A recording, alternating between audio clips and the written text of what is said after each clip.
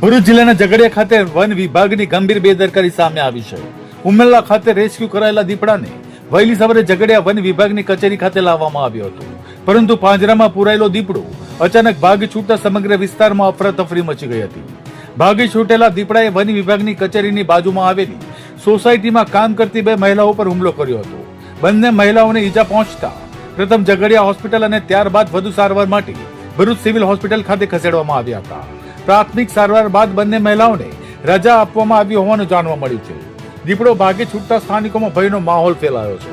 બીજી તરફ ઝઘડિયા વન વિભાગની અનેક ટીમો કચેરીની આસપાસના વિસ્તારોમાં સર્ચ ઓપરેશન ચલાવી દીપડાને ઝડપી પડવાના પ્રયાસોમાં લાગી ગઈ છે. હવે સૌથી મોટો સવાલ એ છે કે પાંજરામાં કેદ દીપડો આખરે કેવી રીતે ભાગી છૂટ્યો. આ ઘટનાએ વન વિભાગની કામગીરી અને સુરક્ષા વ્યવસ્થા સામે ગંભીર સવાલો ઉભા કર્યા છે.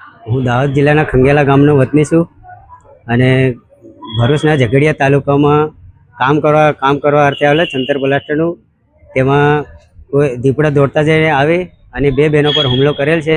તો આ બે બહેનોને આજે ભરૂચ સિવિલ હોસ્પિટલમાં એડમિટ કરવામાં આવેલ છે.